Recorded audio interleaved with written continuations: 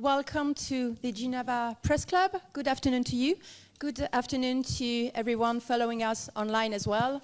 Welcome to the Geneva Press Club. We are glad to welcome today the NGO All European Freedom Fighters Sangsad for a conference and a side event to the 58th session of the United Nations High Commissions of Human Rights Council. The theme of this side event and conference is persecution against ethnic minorities, writers, journalists, and freedom oppression in Bangladesh. And I'm very pleased now to give the floor to the event moderator. Our moderator today is Mr. FAZLUR Rehman Afridi. He is a human rights activist and the principal representative of Tukumu at the United Nations. Sir, you have the floor. Hello? It's okay? Yes. Okay, perfect. Thank you very much for your opening remarks. This event, as you have heard, the persecution of ethnic minorities, writers, journalists, and the freedom of expression in Bangladesh.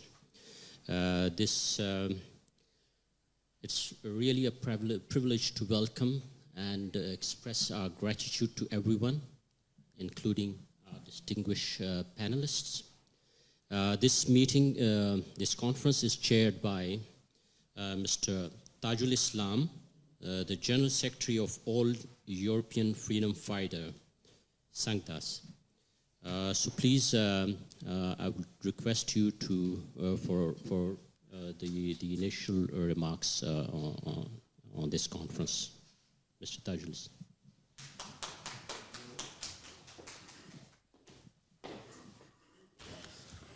Thank you.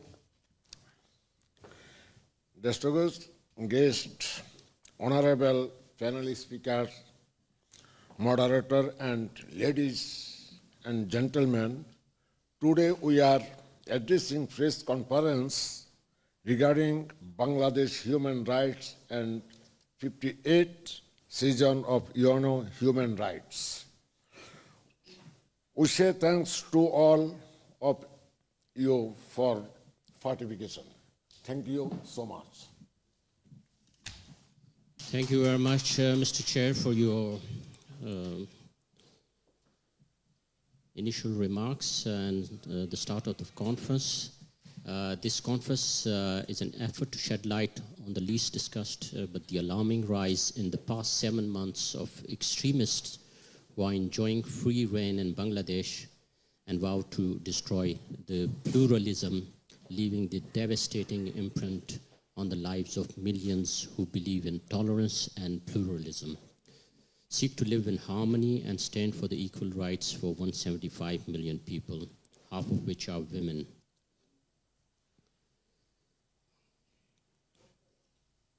As we have heard in our the topic of this conference, we would like to just pay tribute to Shahryar Kabir, who has been illegally arrested and arbitrarily detained by the Yunus government. He was arrested on 17 September 2024, Black Day for Bangladesh, as Shahryar Kabir, an eminent Bangladeshi journalist, author, defender of minority rights, war crimes researcher, filmmaker, and a staunch advocate against fundamentalism, was arrested in Dhaka by law enforcement agencies on a case over allegations of crimes against humanity and mass killing. It is a travesty that Shahryar Kabir has been accused of crimes against humanity and genocide, who himself had been prominently vocal all his life against international crimes taking place in any corner of the world. Dr. Yunus-led administration in Bangladesh, under the influence of radical and fundamentalist forces, plotted the arrest to deter the spirit of secular society which is fighting for minority rights and the rise of religious extremism in Bangladesh. So here, through this conference, we demand the immediate and unconditional release of Dr. Shahryar Kabir. So I'll go to the next speaker. Our speaker, the first speaker actually, the first was the chair, Barister, before going to our first speaker, we have a documentary on Bangladesh, so please, if you can switch it on.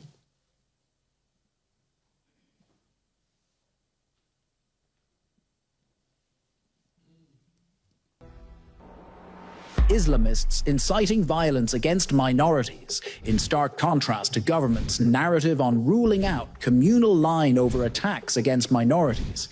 BBC journalist laid bare how Islamists, released after August 5th, are inciting ongoing spate of violence, targeting all minority communities, including Hindus. 2 episodes in BBC radio service brings to light the stark involvement of Islamists in fomenting attacks against minorities. Yunus's sweeping indemnity for mass killing of cops, citizens, and violent attacks on police stations by loyalists.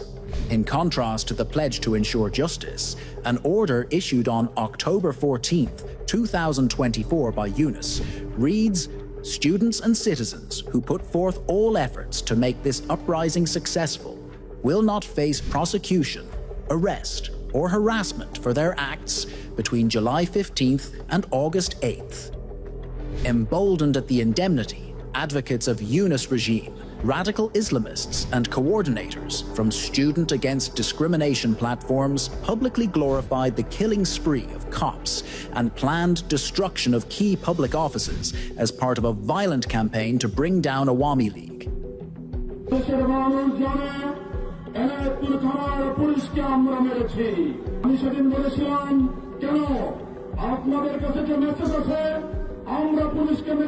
যদি metro রেলে আগুন না দেওয়া হতো, যদি পুলিশদেরকে না মারা হতো, তাহলে বিপ্লবটা এত সহজেই অর্জিত হতো না। কিংবা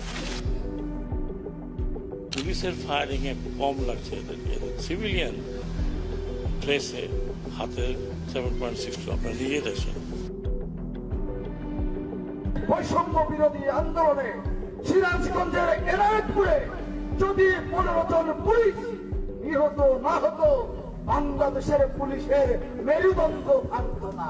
Despite such public admission of killing, the decree justifying no legal action against violence perpetrated by supporters of Yunus has been likened by rights activists as an act of widespread indemnity granted for perpetrators who killed police, minorities, citizens affiliated with Awami League, aimed to bring Yunus in power and solidify his grip on power.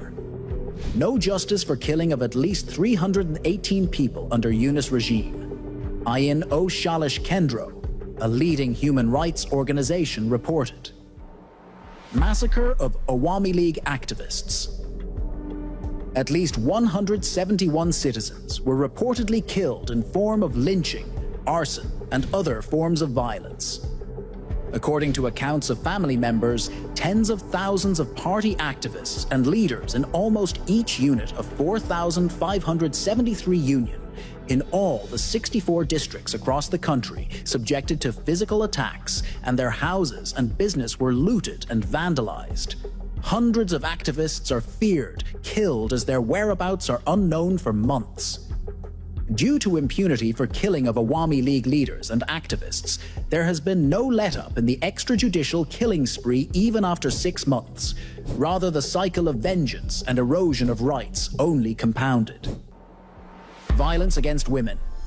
Safety of female population, from clothing to workplace and movement, under siege and culture of impunity reigns supreme. Death of freedom of press. The claim of Dr. Yunus to uphold freedom of press emerged out as biggest hoax in 6 months, as not only journalists are suppressed with meticulous design of false lawsuits, arbitrary arrests, unlawful incarceration, but also a record number of headquarters of media outlets came under attacks.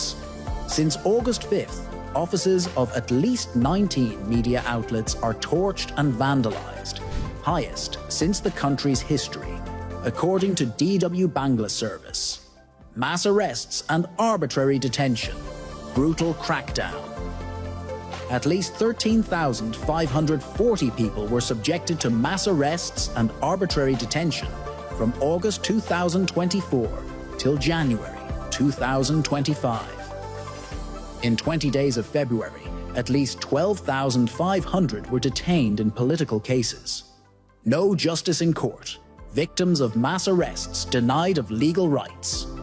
Reports reveal critics of Yunus regime who have been subjected to mass arrests were attacked inside court premises on a regular basis. Denial of academic rights of students. Over the space of last 6 months, tens of thousands of students who are opposed to Yunus and his allies were attacked inside campuses, even barred from attending examinations, denied of academic rights, and their certificates have been cancelled by university authorities. Only because of political belief or alignment with Awamilleauge's student wing, scores of students were murdered, abducted from their home, and even thrown behind the bars. Now the questions over Yunus gaining undue privileges to expand business empire.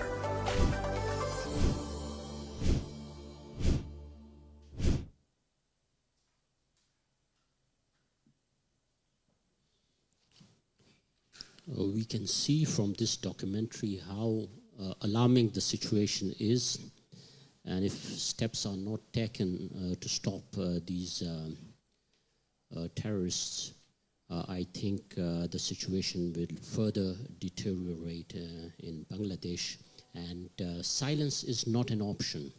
So it's the responsibility of international community to immediately act at this critical situation. Now I'll come to our first speaker. First speaker is a very distinguished senior advocate of the Bangladesh Supreme Court and constitutional expert. She is Barister Tania Amir. The mic is yours.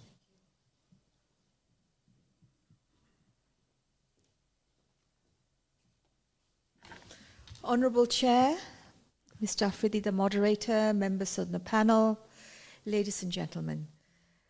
Today is 1st April, but what I'm about to share with you is not a joke of April Fool.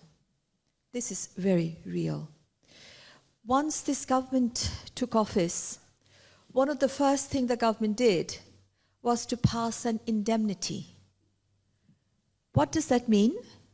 It means that killings that took place after the 5th of August will not be investigated, tried, or punished. The UN report recently that was launched talks about 1,400 deaths. The government only acknowledges 800 deaths. Now, ladies and gentlemen, what happened to the other 600 deaths? That is where the indemnity has come in.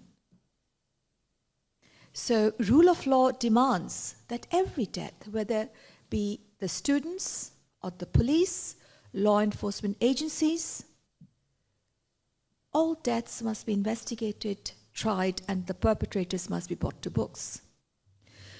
Now this begs the question, who is the government shielding and protecting? Because prior to 5th August, and I'm sure all of you who are in this room are familiar with the background as to what's going on. Most of these deaths occurred relating to alleged students.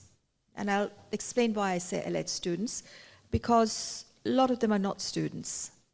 And I'll come back to that. Subsequent to 5th August, the rampage that went on in a meticulous, systematic manner, over 450 police stations were burned to ashes.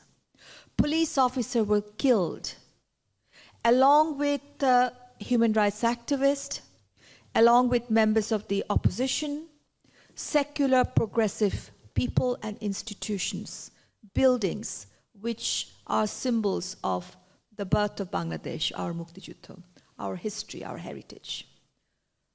And these deaths that occurred, these are police officers on duty, members of law enforcement agencies. The signature of the killing, their bodies were slashed and hung upside down, necks were severed from the body, along with ISIS flags being flown across Bangladesh. As Bengalis, as Bangladeshis, we are not familiar with this. This type of killing, where bodies are burnt, butchered like animals, even animals we don't kill like this anymore.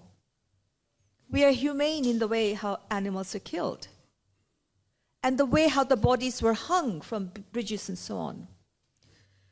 That is where the indemnity has been given by Dr. Yunus's government, that we will not investigate these killings. These are officers, most of them. Their police stations burned, they were on duty. In any other country, when an officer is killed during their duty, they're considered national heroes. And in Bangladesh, we decided not to investigate them. How can any legitimate government do something like that? And the second corollary question is that, therefore, who is the government trying to protect? Is the government trying to shield a certain group of people who are doing this? Now, one of the government advisors who was looking after the home affairs, when he, in one of his public speeches, he said that most of the killings were done through snipers using a bullet known as 7.62 bore.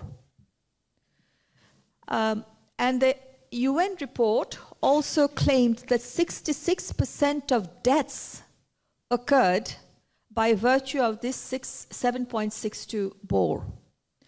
Now, this is very interesting finding.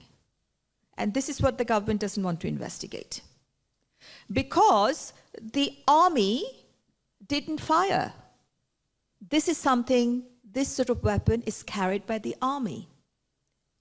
Police, on the other hand, where they were in confrontation, face-to-face confrontation. These snipers, they're aimed from a distance and then shot, and there's kind of a magnifying glass. So you aim and you shoot from a distance. It cannot be used when you're in a skirmish where there's face-to-face confrontation. The police were in face-to-face confrontation with these alleged students. So the police could not have used this. So who on earth did these killings? Was there a third force? Was there a group of mercenaries?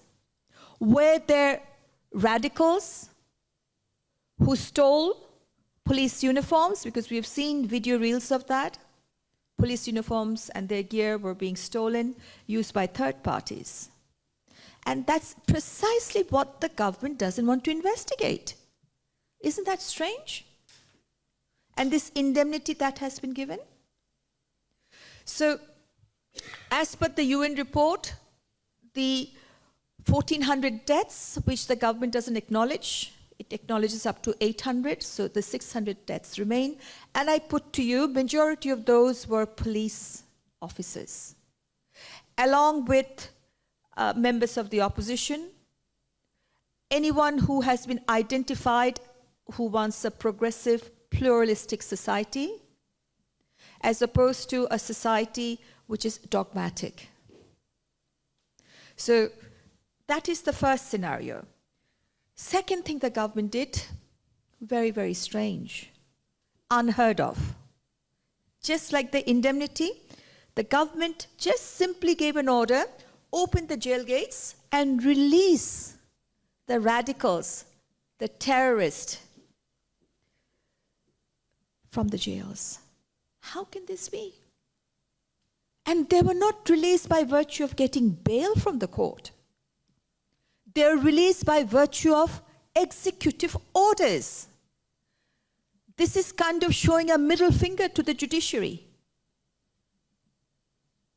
because they were convicted by the highest court, including the BDR mutiny. About 100 of them has also been released. This is a threat to our sovereignty. Now, again, I ask you, how can any legitimate government release unconditionally? And this is not even a mercy petition. They have exhausted the highest judiciary. Simply opening the jail gates, releasing the terrorists. Is this rule of law? What is this? And then the next question we ask ourselves, why would the government do that?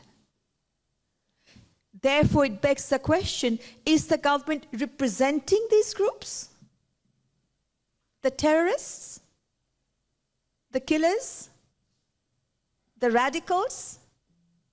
The mutineers who attacked the army in the BDR mutiny and killed some of our best officers of the land? So then I flagged that again. So first, the government is creating a shield not to prosecute, not to investigate the 600 plus minus, which the UN report identified, most of which are our law enforcement agencies, legitimate police. Second scenario, releasing these criminals and terrorists. So is the government representing them also, their interest? And once the jails have been cleared and space is created, guess who the government starts arresting? You've just seen the video. So the jail gates are opened, criminals are released, and who are arrested? Writers, journalists, human rights activists, and they're put behind bars. So it's the whole thing is lopsided. So you mentioned Shahriar Kabir. Along with that, there's Mojamil Babu, there's Shamal Dotto, there's the couple, and lawyers. Now, the UN report, fact-finding report, although it identified the number of killings and deaths, and also identified which bullets killed them, 66%, as I said, is 7.62 bullets, which neither the army nor the police used, then who used them? According to the government, the people who have been jailed and who are now behind bars. They're the killers. Now, the UN Human Rights Report did not make any liability, did not establish liability. It identified the number of deaths, and it said since the government was in power at the time, there is a general responsibility of the government, which no one is denying. And the government at the time had also set up a judicial inquiry committee, which the government dismantled. So there's no inquiry as to really what happened. Was there a third force? Who used these snipers? And we're seeing reels in social media where the radicals are boasting how they used the snipers, how they, got this second revolution, they call it, and they ousted the government. So they're boasting about it. They're bragging about it in social media. And the government say, well, we're not going to investigate, we're not going to look at it, who did this. Now, the peculiar thing is, although the UN report did not establish liability as to whose bullet killed who, and this is something that from this meeting I'd like to invite the Human Rights Commission to come and investigate up to date a fact-finding mission and also establish liability as to whose bullet killed whom. So this liability has not been established thus far. Yet, thousands of cases have been filed for these 800 deaths.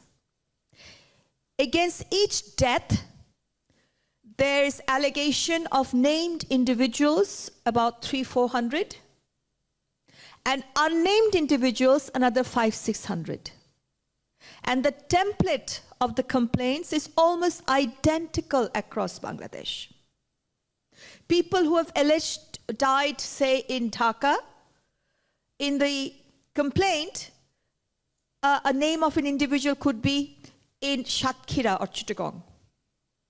And who are these people? Mostly Awamilleauge, starts with Sheikh Hasina, HPM, and thereafter it goes on. Writers, journalists, anyone who would be able to question the lack of logic to the kind of stuff that the government is doing. So in one of these cases, Sharia Kabir was an accused.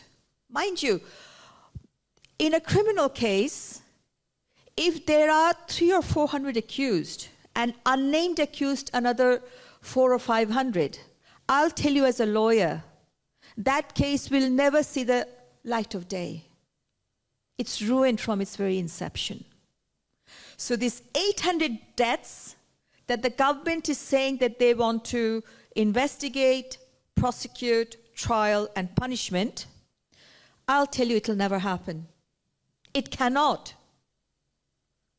When it's so vague, the templates of the complaints is just so vague. There's nothing specific.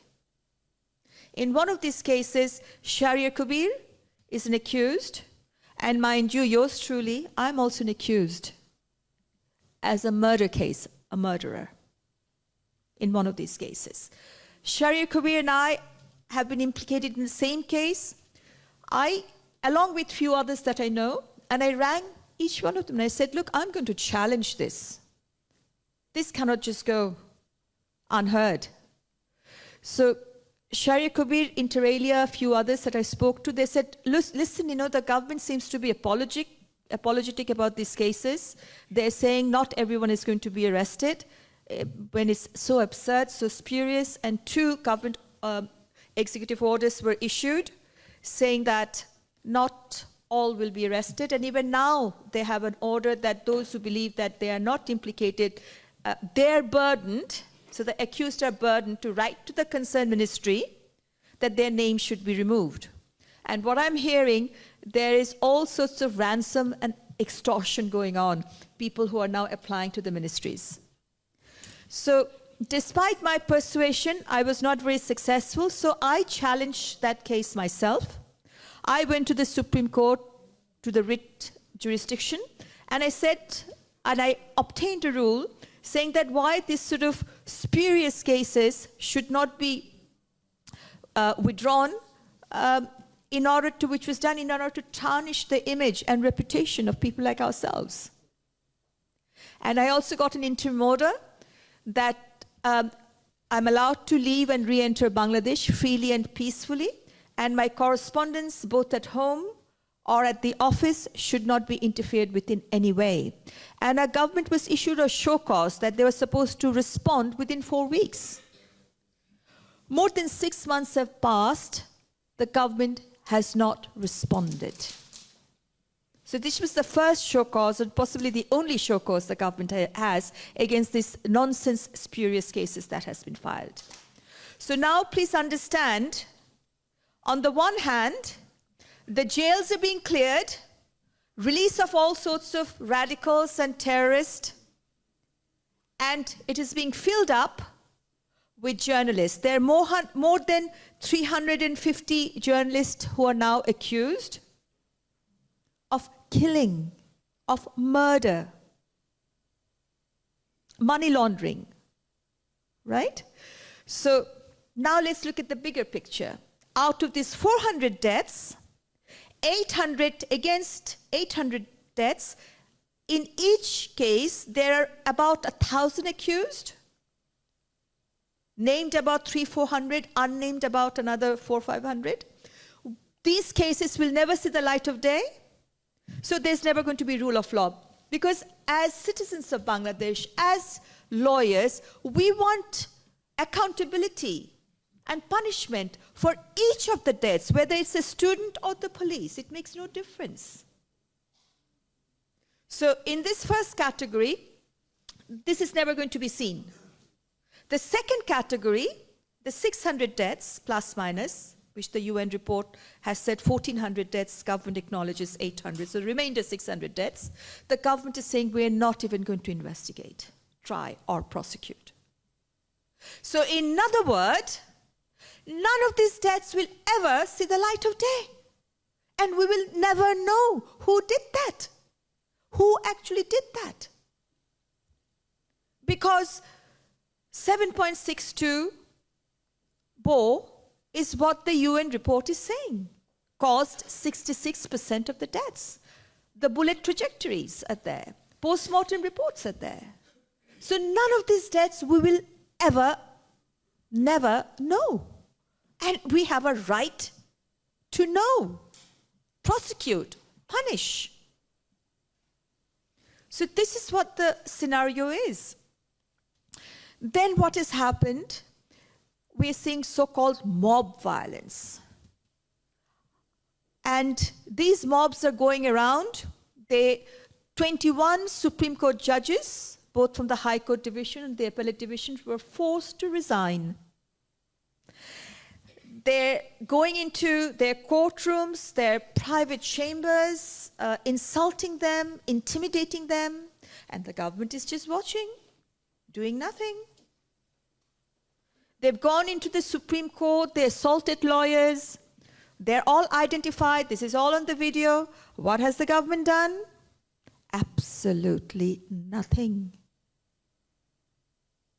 They're putting out a Facebook post that we're going to go and raid this house, break this house, including Road 32, Baitul Aman in Narayanganj, taking bulldozers, smashing it to smithereens. It takes time and planning to do all these things.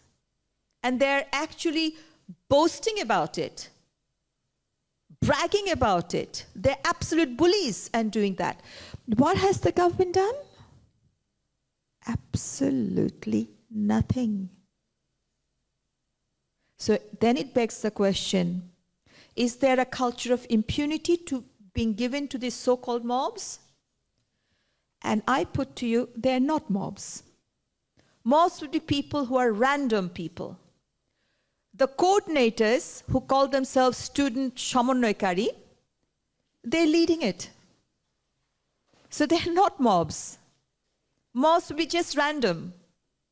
So the government is again giving impunity to these student coordinators. 3 of them has found their place in the cabinet with no work experience and no qualification. Because Dr. Yunus feels that it is these so-called student coordinators who put him in the helm of power as the chief advisor. And he's recorded in saying that in the media, that he is accountable to them. They're his employer. So now let's look at the converse. As an employee, he is now accountable to whom? Not to the people of Bangladesh, not to the law-abiding citizens of the country, but so-called the student coordinators. And he's protecting them, no matter what.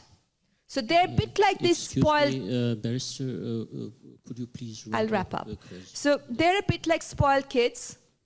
Whatever they're demanding goes. And now they have formed a political party using the largesse of the state. So they're being known as the King's Party. So now I will just conclude by saying that we also have no human rights commission in Bangladesh. So the national human rights institution, like the National Human Rights Commission, NHRC, RC, again, they were forced to resign. So I would therefore, and the attacks then started upon the minorities, and the government was apologizing, saying that, look, it is not attack on minorities. It is attacks on these people who had allegiance, it's political, because they had allegiance to Awamilleauge. Now, my question is, so what? What difference does it make? Whether the attack is because of political persecution or religious persecution, nonetheless, it is persecution. So why is the government saying that we don't take responsibility or we will not do anything about it because it's politically driven? It doesn't matter. So then we saw a rampage of attack upon the women.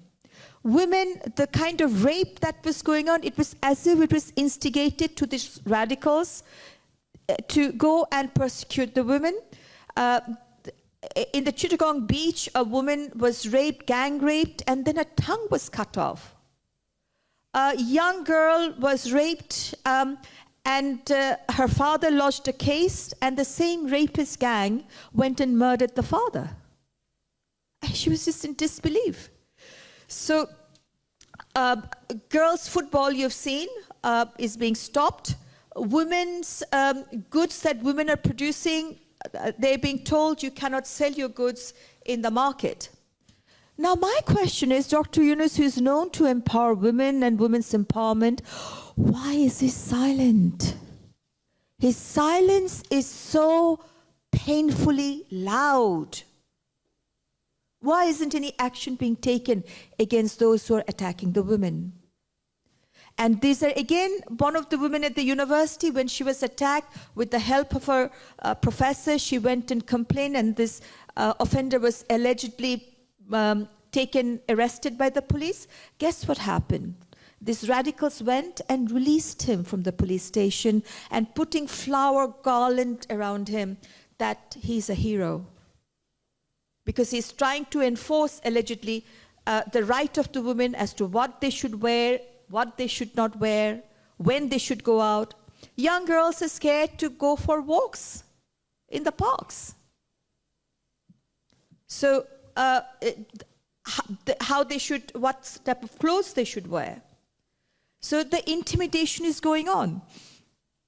So I would therefore invite two things from the UN. A, that there must be another fact-finding mission, not just up to August, but to date as to what's going on.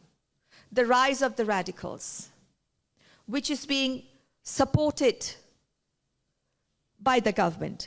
So I see it this way, as a lawyer, that when the state and the government is unable or unwilling, whichever the situation, to take action against the perpetrators, does it not mean that it is therefore government-sponsored?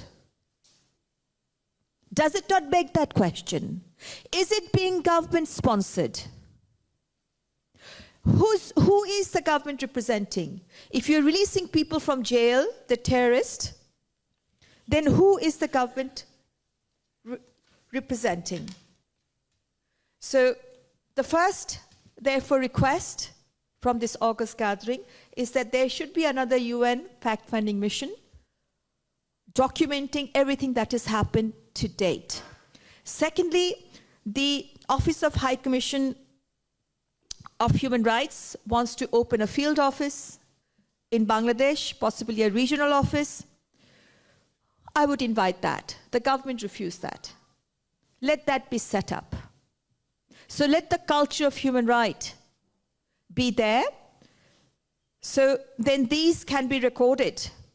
It doesn't have to be our word against their word. The UN office can be there. And it is very much needed that this continues. And lastly but not least, and I'll conclude by saying that, the assault is upon really the sovereignty of Bangladesh. They have attacked our army. So first, the lawful force the state has is the police and the army. So they have broken the backbone of the police, the 450 thanas were burnt and looted. Where are these arms? The arms were looted from these thanas. Now the attack seems to be upon the army. They have now verbally asserted that we're going to dismantle the cantonments. So the attack is upon the army as well, and mostly upon the republican character of Bangladesh, which they want to replace by way of a caliphate or an emirate of some sort, or a sultanate, where people will rule from divine power.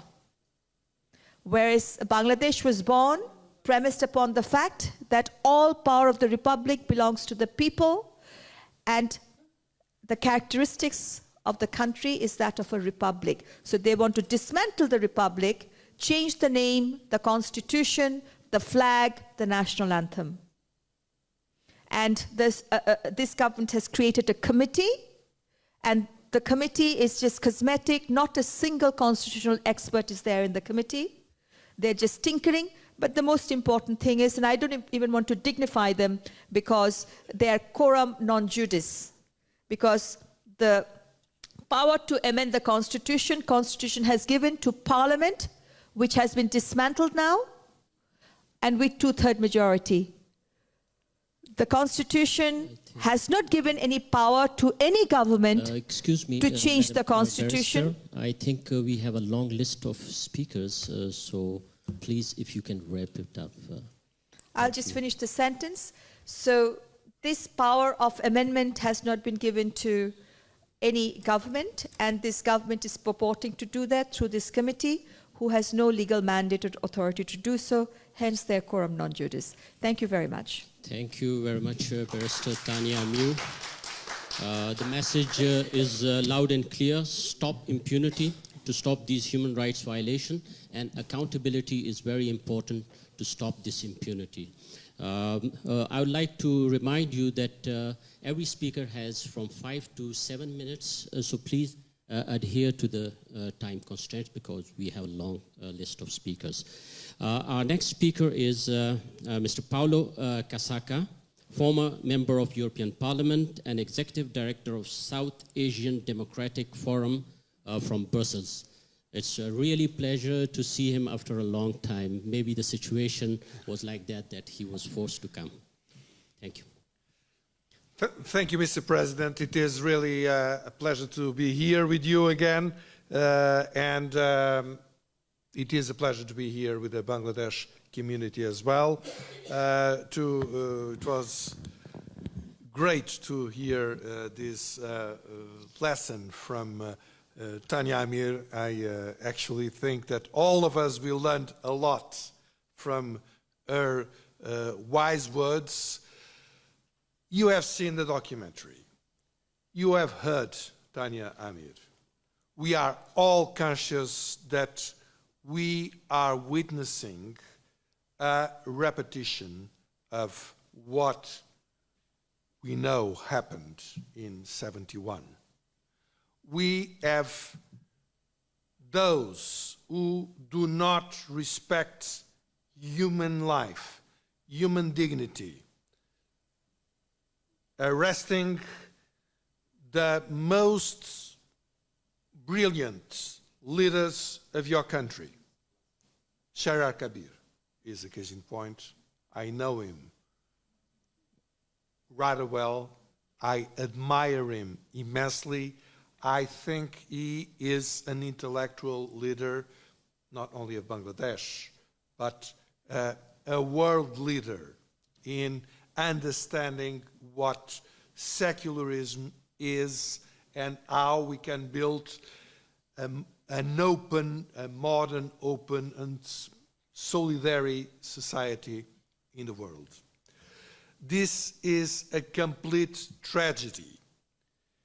This complete tragedy, we have to say, happens after perhaps the best 15 years of the Bangladesh political history.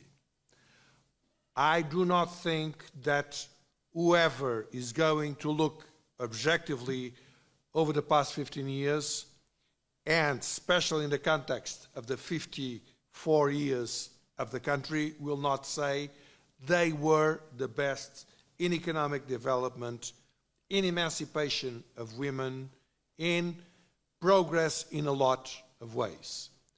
Of course, that not everything was good.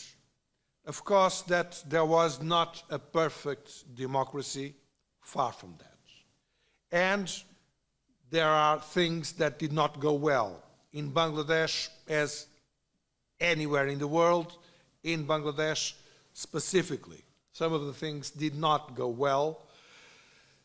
I was the last time in Bangladesh in January, accompanying the elections. I could see very well that what was going to happen, not only because in history this has been repeated several times, boycotts accompanied by pressure to dissolve parliament and come again to elections, but because the climate was really indicating that this was the case. I did very well understand, and I think I was there for a few days. I spoke with some of the leaders of this students' movement. And I mean, I don't think I am any luminary, I don't even speak your language. But it was so obvious that what was in the mind of these people was to reproduce Pakistan. It was obvious. I mean, they were loathing not only the Awamilleauge, but secularism and India. India was, you spoke about India, India was the reason why of all the problems of the country, the completely absurd and maniac way. So I think that whoever in the West did not understand what was coming was because it did not want to understand, because it was quite obvious to me what was going to happen if these people would allow to take power. And here it is. The reality is there. The West has a lot of responsibilities. From the start with the creation of the myth of Yunus and the Grameen Bank. I mean, it is, I have been reading the designation of the Peace Nobel Prize. And I don't know how can such absurdities be written. How can people think that Mr. Yunus invented loans without securities? I mean, this has been happening for thousands of years, and everywhere in the world it still happens. I mean, I remember from my childhood, when I was 5 years old, and when my mother was asking for loans. I mean, come on, of course there were no securities. I mean, how can this noble committee say such absurdities? It's unbelievable. But, I mean, it would be just a joke if you would not have seen the results now. I mean, actually, I think that everything indicates that this was planned for 20 years before, obviously. The Nobel Prize was for 2007 for Mr. Yunus to form the government, to form the party and the government, so on and so on and so on. Okay, it didn't happen. He understood he did not have the capacity, and now, well, nearly 20 years after, it's done. But, I mean, how could anyone in the West believe a thing like that? How could anyone in the West not to understand what is the basics that Adam Smith explained to all of us? The crux of the matter of the free market economy is not that the businessmen are caritative. No, they are not. No, they are wanting their self-interest. But there is an invisible hand of the market that make that competition, when there is competition, of course, if there is no competition, if the businessman, the banker, has the power, well, then it's catastrophe. But that's competition that allows for progress to be done. And of course, there, I would have to say, of course, I did not, the last time I was, the last figure I remember of Sheikh Hasina, in front of me, explaining the case against Yunus, in January 2024. I think that Sheikh Hasina had the perception of what was coming, and that he was the one that was going to be put in her place. I think she has the instinct to understand that. But, you know, of course, that I am not for putting, you know, is usury. Of course, if you put bankers in prison because they are usury, I mean, there will be no bankers out of prison.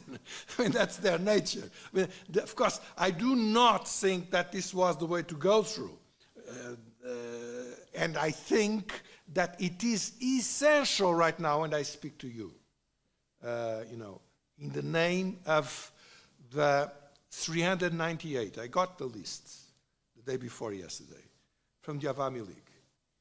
Nominative lists, 398 Awamilleauge,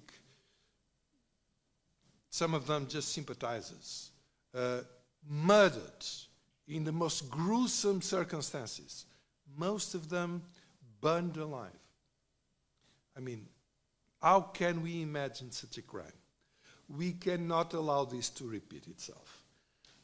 You have a responsibility to get to terms with those people that have no blood in their hands, that have no fanatic ideas in their mind, that are reasonable, that are in other parties, to come together and to say, listen, let's put Bangladesh on the right track again. Let's have a way to get back a judicial, a police system that is trustworthy, that makes the lobbying respected. Let's organize elections, free and fair and participatory elections where everybody is coming, and stop this. And stop, of course, one of the issues that I think is open in front of us is that you are absolutely right, you know. No mobs. I always use the term militia, because that's what they are. They are militia. That is, they are informally hired to do what they are doing. Exactly as Tania Amir was saying, a mob is completely different. A mob is that spontaneous. I mean, there is someone that is robbing a bank, for instance, and the people around, very shocked, decide to make justice by their hands. That's a mob. This is not a mob. These are organized militias that have been indoctrinated during years by these madrasas, and not only fanaticized, saying that human life, never mind, you know, can kill whomever. You know, if you say, if the guy that pretends to be the owner of Islam say, oh, you are right to kill whoever. He kills whoever, you know, because he has the right to do so. This is the problem. And these people, they did not come like that in July 2024. They were already like that. So this is a responsibility as well of the Awamilleauge. I'm speaking to you about that. You cannot allow this to continue. You have to stop it. You have to say, listen, human life is the most important command in every religion. So these people that pretend to speak on the name of Islam, they cannot do it. You have to confront them. You cannot allow these factories of hate to continue the way that they have been going up to now. You have to stop it. You are the people who can do it. And of course, you need a Western society that will behave differently from what it did up to now. We are now seeing a lot of organizations saying, oh, yes, the human rights. But come on, didn't they understand that already in August the 5th? Didn't they understand it before? Didn't they understand that till the day that the genocide of 71 is recognized, these people think that they are entitled to repeat it, that they have the right to do it, that they have the right to go to the International Court Tribunal, to take it by themselves and to reverse its role, persecuting those who were the victims or those who defended the victims of genocide. And this is your task. What you have to do. It's a tremendous task. And unfortunately, as we have seen, you cannot trust most of the Western interlocutors. It's very unfortunate, but that's a reality. But some of them you can. You may believe me.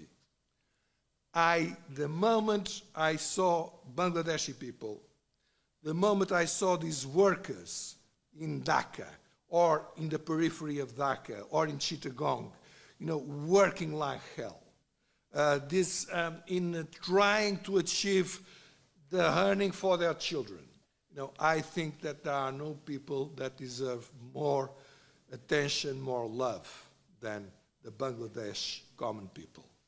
And I have been in love with the Bangladeshi common people. I have been. And I wish you all the best. And I wish we will win this battle. And till the moment I can, please count on me. Thank you. Thank you very much, Mr. Paulo Casaca, for your fantastic, informative, and thought-provoking speech. Now I would like to invite our third speaker, Mrs. Puspita Gupta, Human Rights Defender, President of Bangladesh Secular Movement, UK. Thank you. Thank you, President, and thank you, the previous speakers. Tania, I learned a lot from you. Thank you, Paul. That was very inspiring, and a lot to learn, and a lot to take from this. I'm in a task, honestly. I'm in a hard job because after these two speakers, I don't know what to say. Anyway, I'm here, I'm standing in front of you all to speak up or speak on behalf of minorities in Bangladesh. Today, we gather to discuss a deeply troubling reality: the systematic persecution of ethnic and religious minorities, the suppression of journalists, bloggers, and writers, and the erosion of freedom of expression in Bangladesh. The situation has reached alarming proportions with state inaction, political instability, and rising extremism, fueling a climate of fear and violence. Bangladesh is witnessing an unprecedented wave of attacks against its Hindu, Christian, Buddhist, and indigenous communities. Reports from Al Jazeera, BBC, The Guardian, and Amnesty International confirm that since the political transition in 2024, minority groups, especially Hindus, have faced brutal violence, killed, injured, temple vandalized, homes looted, and families displaced. Hindus, who constitute less than 9% of the population, have borne the brunt. In Duara Bajar, Sunamganj, mobs attacks. After Tania's description, I should not be saying mobs. The student militias, yeah. Attacks on Hindu homes over a Facebook post. In Khulna, a Hindu boy, Utshab Mandal, was lynched over blasphemy allegations. The Hindu Buddhist Christian Unity Council reported that over 2,010 communal attacks occurred in just 4 months, affecting 1,705 families.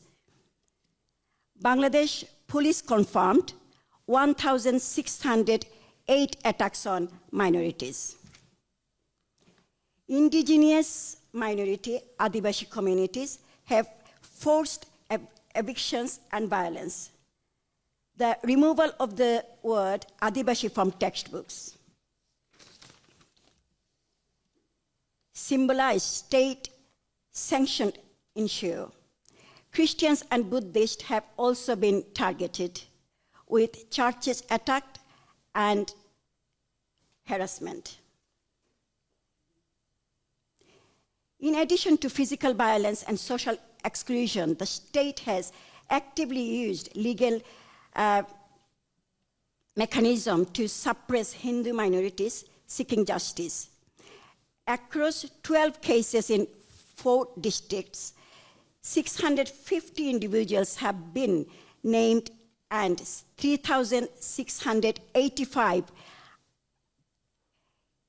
unidentified persons have been implicated in various false cases designed to suppress their voices.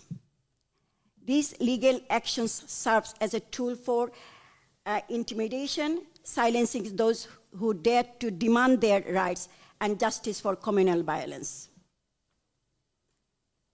The interim government under Muhammad Yunus has failed to provide security. Instead, Islamist groups like Hizb ut-Tahrir, Jamaat-e-Islam, and Ansarullah Bangla team have gained influence. The Bangladesh interim government has released jailed Islamic extremists such as Jashimuddin Rahmani, leader of the militant group, Ansarullah Bangla team. Hizb ut-Tahrir has organized a massive rally demanding the establishment of a caliphate. Hindus are being systematically excluded from government services due to alleged involvement with the Awamilleauge and various misconceptions, including accusations of blasphemy. Hindu government employees and police officers are being forced to resign, a clear sign of institutionalized discrimination.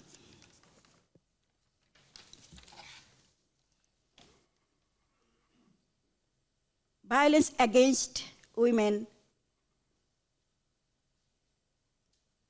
from minority communities face dual persecution, religious hatred, and gender-based violence. A woman is raped every 9 hours. BBC published reports on gang rapes on buses and attacks on female students, highlighting the culture of impunity.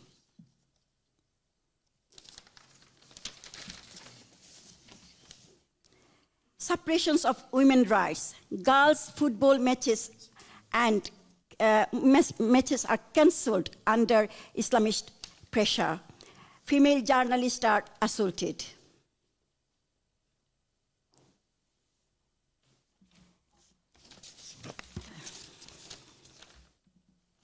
It's just ongoing. I'm not going to continue because my other 2 speakers already.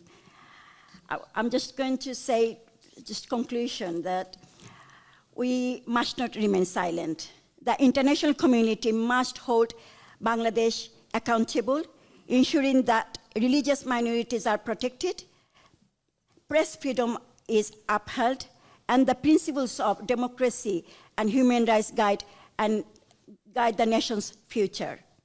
Let us stand together for justice and freedom for all in Bangladesh.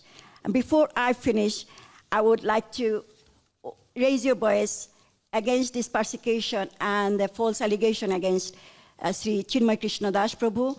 He is in jail for a false allegation, and we want him released immediately. Thank you for listening. Thank you, everyone. Joy Bangla. Thank you very much, Mrs. Puspita Gupta. With this, our first round of the conference comes to an end. So now I would invite the next list of the panelists to come here and be seated. And Mr. Ghulam will stay because he hasn't yet spoken. So you stay, and the rest, the next speakers will come to replace you. Thank you. Thank you. Okay. Oh, sorry. You want me to speak? You will start speaking after that. Yeah.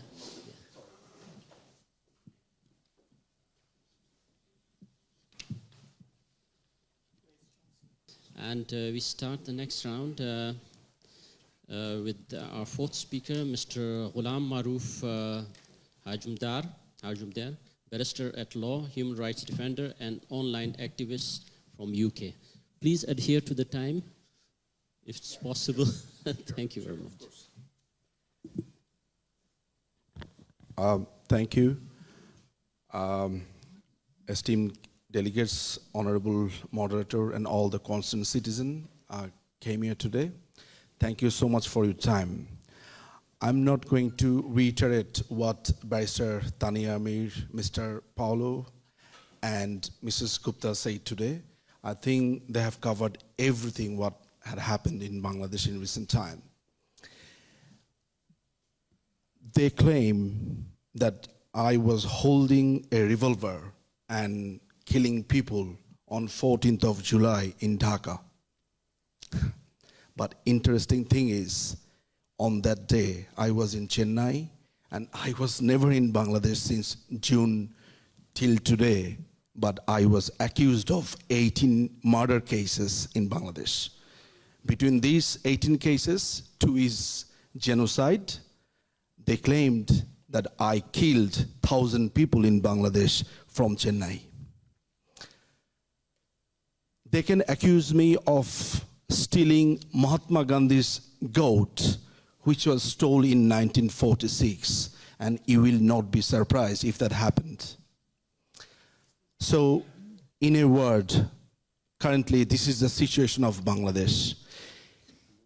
Can you imagine that few street boys is deciding who is going to be a Chief Justice of Bangladesh in 2 o'clock,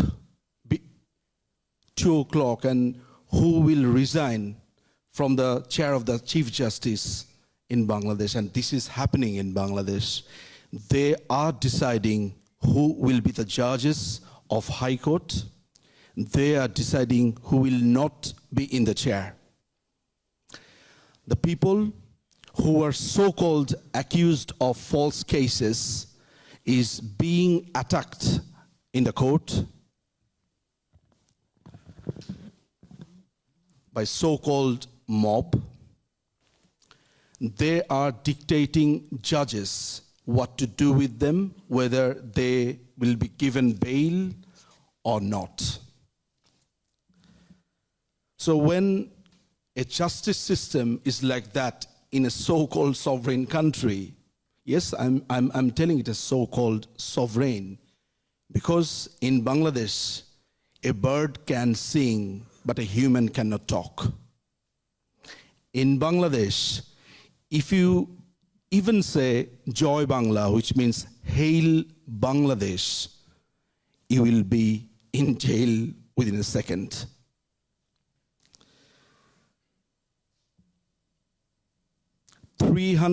It's just from July 7 to November 4, 371 Awamilleauge activists were killed from 7th of July. Everybody thinks that it started from 16th of July or whatever date, but it started from 7th of July. 295 cases have been filed against journalists. 87 journalists' accreditation card, their membership was cancelled. 167 journalists' accreditation card was revoked. So this is the situation of Bangladesh at this moment, and this is going on. I'm not going to reiterate what the other speaker said. I will end up saying the only one thing, that a country cannot run like this way. If we do not raise our voice, if we do not reach to the international community to take action, the spirit of 71, the reason we fought for our country, a liberated country, an independent country, will go in vain. I hope the voice of us will reach to the international community and the action will be taken seriously. Thank you so much for listening to me, and thank you everyone to be here. Thank you. Thank you very much, Barrister Mojumder, for your informative speech. Our next speaker is Mr.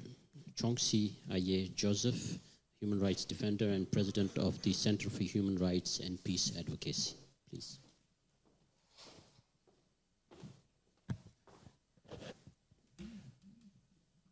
Thank you, Mr. Moderator.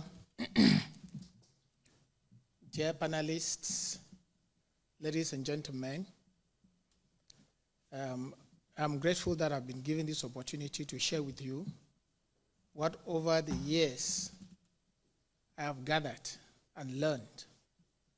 As a human rights defender, I have over 12 years experience. I also have great UN experiences, which I'm ready to share with you today. I pray I'll be able to run down this in 7 minutes. What I have listened to since we came here at 3 o'clock looks like a similar situation I faced when I was working for UN in Guinea-Bissau as the program officer in charge of the rule of law. This is a country that has, since independence, gone through a lot of instability. And each time, similar things like what you are narrating happens. You are a little bit away from the mics, please. And when I listen to the fact that about 800,000 people have been killed in Bangladesh, and the country in which I was in charge of the rule of law, there were only 1,800,000 people. It means that almost half or part of the country has been killed. This is something very serious.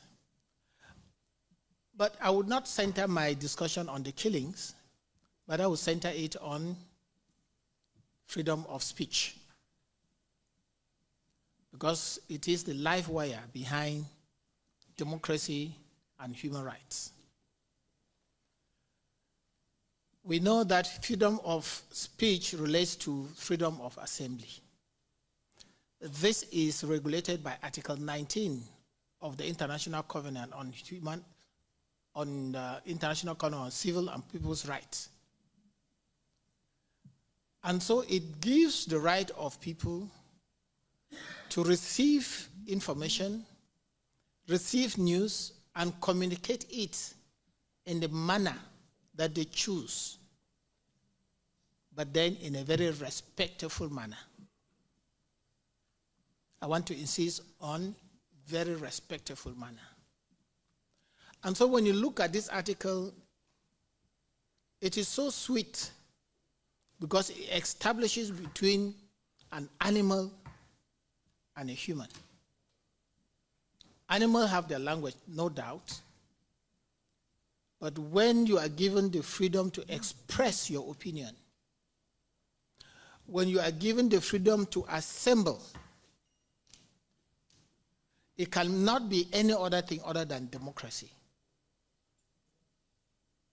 Because now we are assembling here because Switzerland is a free country and allow people to assemble. I don't know whether a similar situation can occur in Bangladesh. If it cannot occur, then this is a serious case for concern. It would therefore mean that we seated here have to start looking at when Bangladesh government will be presenting its report before the International Covenant on Civil and People's Rights, so that we can bring in issues related to freedom of speech, repression of freedom of speech. I would want to say that sometimes, even as we wish to speak the way we want to speak, this freedom of speech also has some limitation.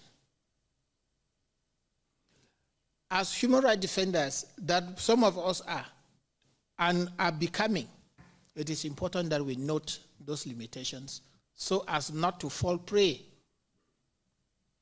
And the first limitation is freedom of speech does not allow you to talk about people's privacy.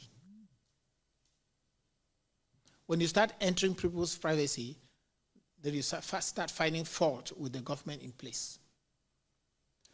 2, it does not allow you to talk about somebody's health in public.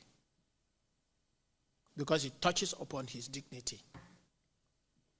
3, it also have government regulations, which relate basically to a situation that you can divulge information that can export or expose its army. Military secret, you don't reveal it. If you reveal it, you are in trouble. And lastly, it does not allow you to propagate hate speech. Hate speech. Because when I listen the way we speak here, I know that there have been a lot of hate speech where different races in Bangladesh is being attacked. The Hindus, the different tribes, the minorities are being attacked because some people just speak. And finally, it does not allow you to incite the public to revolt. It is like that in every country. It is like that in that article. And if this is like this, it therefore means that while we are claiming our freedom of speech, let us note the limitation. Very important. And so the journalists that are in Bangladesh should know this limitation. Even in the UN there, when you are speaking, they give you speaking slot like you have given me, and you go out of the usage of the terms that they expect, or you become insulted, they immediately stop you. And so we need to learn this. Let us not only say that we are human rights defenders and we don't tell the people their rights and responsibilities. Our responsibility is to air our opinion, is to assemble in a way that it does not infringe into another person's right. This said, I would want to say that from all that has been shared, there have been gross human rights violations. But now what do? The first thing is we need to learn how to engage with different mechanisms of the UN. The different mechanisms include treaty bodies and include universal review, periodic review. I don't know when Bangladesh will be reviewed, and it is important that we follow this and see when it will be reviewed so that we can prepare what is called shadow report with all this information that we have. 3, we can engage with every treaty body, different treaty bodies that Bangladesh has signed and ratified. We can already file in complaints. And of course, we need to begin with the minimum. The minimum is that, if you like, the condition is that you must demonstrate that you have not been able to receive justice back at home. And there are 2 things to that. 1, that you complain and the government is not investigating, as Barister Tania was saying. 2, that there have been undue delay in the investigation. When you are able to assemble this, then the committee can accept your complaint and examine it. So there is a lot that we have already now at our disposal. The next thing will be, do we even train the people who stand to talk for? Can they give us information that we will not doubt? Because if you collect information and by the next day somebody is opposing the information with another information statistic, you see, it will be very difficult to determine who is speaking the right thing. This is always the problem the UN has in determining, analyzing, and establishing the veracity of every complaint. The next thing, I know I'm running off. The next thing is, let us, from now on, develop training programs, which will start with sensitization and education of the people back home, different constituted groups, women, youth groups, minority groups, Hindus on their right. All governments, no matter how dictatorial they are, they fear only one thing: human rights. And when they know that the people know their rights, they don't come to violate them. They generally only violate the right of those who don't know. When you come to think about arbitrary arrest and long detention, there are instruments, national instruments regulating this. But when they come to arrest you, I know you don't know. They just implement it. Ladies and gentlemen, I know that today, when I was doing my PhD, the title of my PhD was on territoriality and the right to self-determination. And in my reading, I came across Bangladesh, how it fought to become independent. And that one of the central things that gave them independence was that they were victims of human rights violation from Pakistan. And if the government is violating the people's right, I see in future that Bangladesh will be divided into so many autonomous regions that will be fulfilling the right to self-determination, which they asked for and they were given. Thank you very much.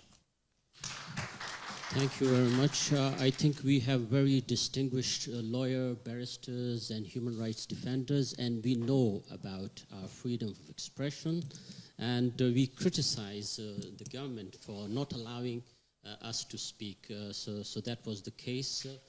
Thank you very much for reminding us, but actually we know about it. Thank you very much. Our next speaker is Mr. Sunichi Fujiki, Managing Director of International Career Support Association from Japan. Thank you very much.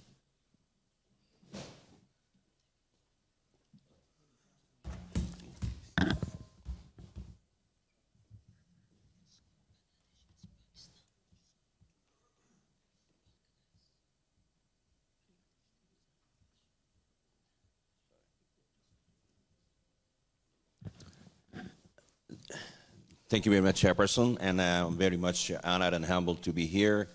And thank you for inviting me to talk about the Bangladesh issue, which is really a new issue for me. And I remind something what has happened taken place in Japan in 1960s, and where the communist people came out of that jail and hijacked the university, and then start making a division. That's what we had experienced before. And one thing, before going into that, I have very, what I can say, interesting things in Bangladesh and one more country called Palau Republic. Do you know what is a common between Japan, Palau, and Bangladesh? Anybody knows that? That's right, flag. We have a very simple flag, rectangle with that circle in the middle. Only the color is different, right? So we have a very good diplomatic ties between Japan and Bangladesh. And as I said, when we are defeated in World War II by the Allies' power, all the communists who were in jail was released and put into the, appointed to the university professor, or mayors, governors, many high-ranking officers. So that's the Allies' power wants to make a division between Japanese people to make the Japan weak. This is a reality. And when we were defeated, that has happened. And now it's still continuing. So all the university, like the highest university called Tokyo University, which is totally hijacked by communists. So if you are the Communist Party and a member of the Communist Party, you will be able to be a professor of the university, right?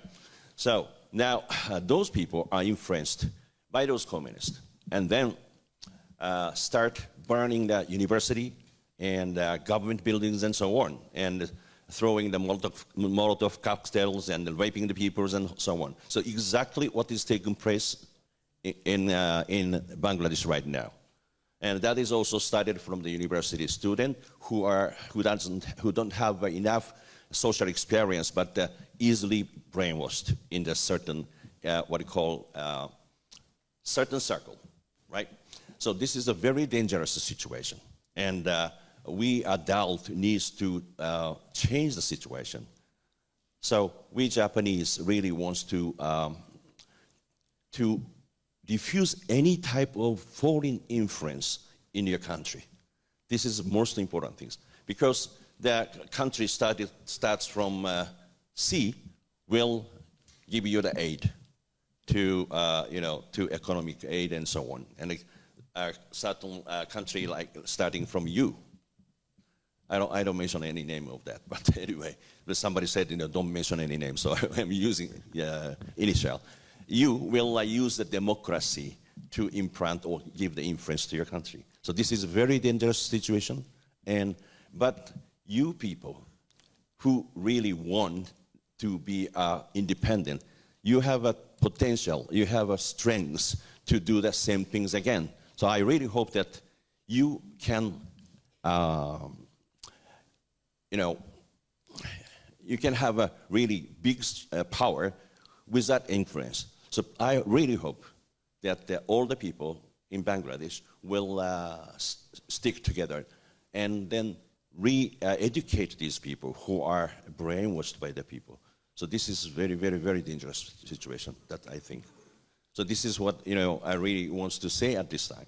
And there are so many other things, but the time is not enough, right? So we have a line of the people still. And then one thing that I want to say is that please don't change your flag, because I really love your flag, and we are very proud of that, right? Thank you very much. Thank you very much, Mr. Sunichi Fujiki. Now I would like to invite our last speaker, Mr. Priyojit Deb Sarkar, a writer, journalist, and human rights activist from UK.